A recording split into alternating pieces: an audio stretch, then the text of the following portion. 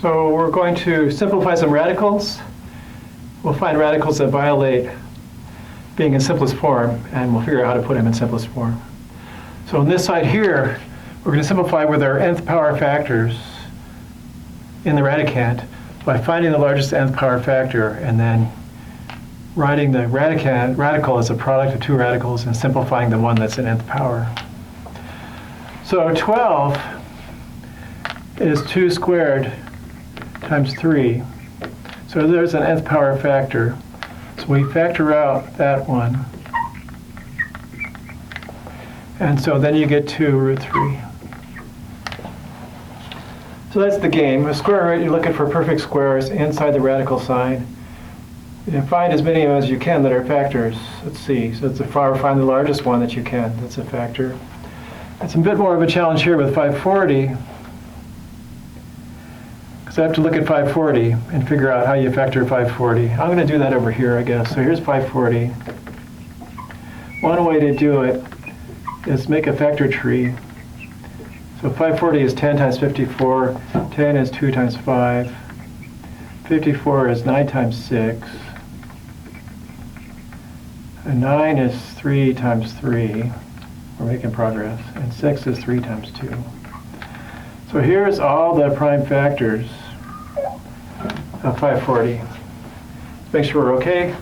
9 times 6 is 54 times 10 is 540. Okay. So now we can figure out what we've got there. So we've got 3 3s. So I'll start with the 2's. There's 2 2's. 2 squared. There's 3 3s. I'll write it 3 squared times 2. And then there's 1 5.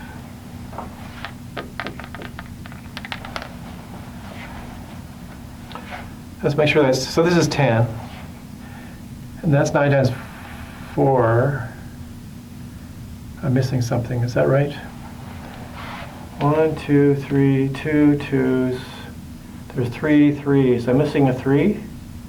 I'm missing a 3. Try that.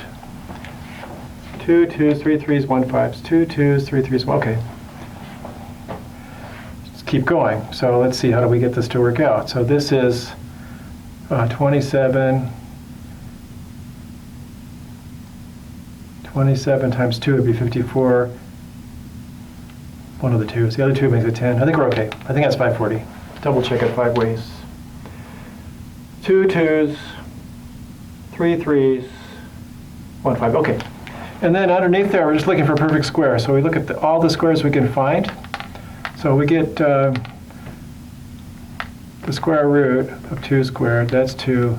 Square root of 3 squared. That's 3. Square root of 15. Like that.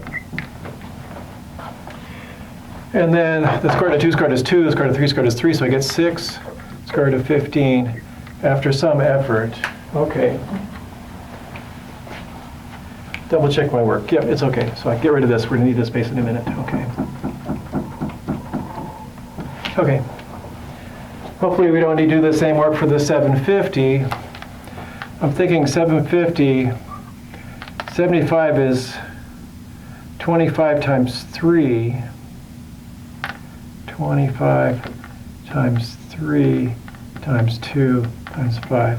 Take it out, check it out. Okay, 25 is 25. 25 is a perfect square. Oh, we need a cube.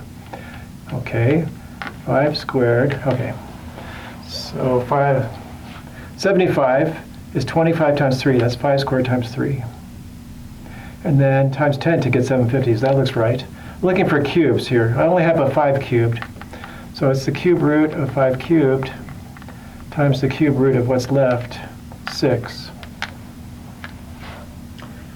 Okay, and so that ought to be the 5 times the cube root of 6. Yay. Bit of a challenge getting that to work in that space. I've got square roots here. I've got some stuff going on. We're going to see what perfect squares do I have. I've got 25 times 3 is 75. A to the 5th, that's a cubed. Sorry, a to the 4th, that's a perfect square times a. And b cubed is b squared times b, like that.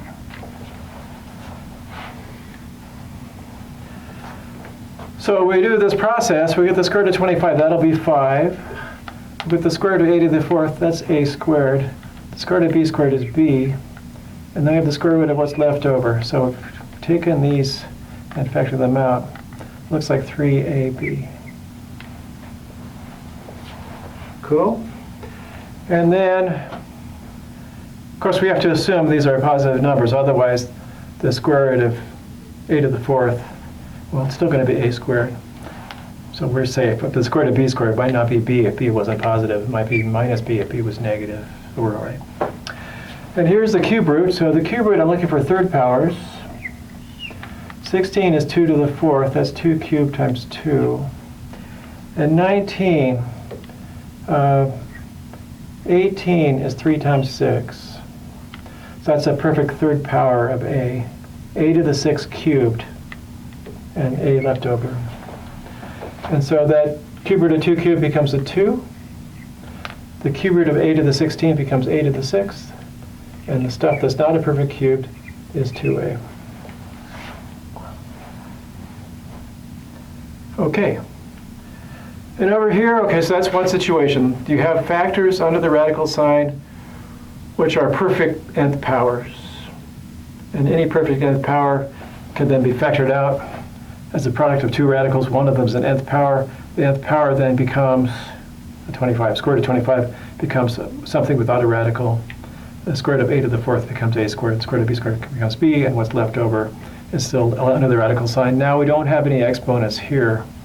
We don't have any factors there whose powers are larger than the index, or equal to or larger than the index. So we can't have any perfect nth powers under the radical sign. If it's a square root, we can't have any perfect squares. A cube root can't have any perfect cubes. So I'm looking for perfect cubes here. There's none left.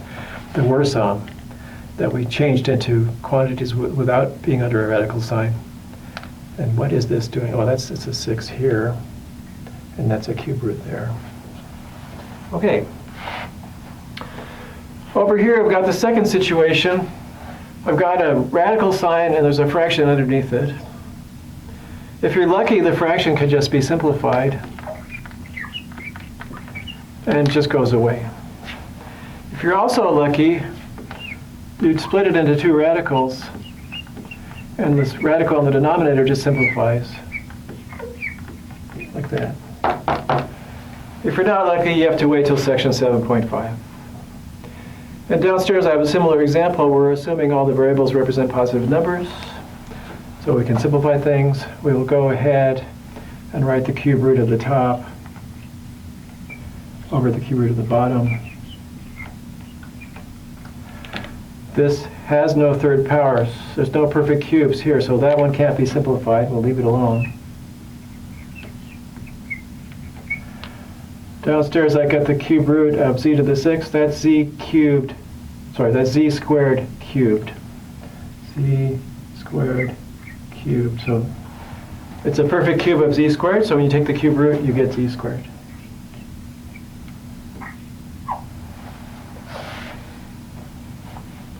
So we get done. It's the cube root of x squared y over z squared. All right. I can't remember. Well, I think I know what's coming next. Weren't there four? There were 4 reasons something might not be in simplified form. One of them had to do with exponents and indices having common factors. So let's look at that. Coming up on the next slide. Here we go.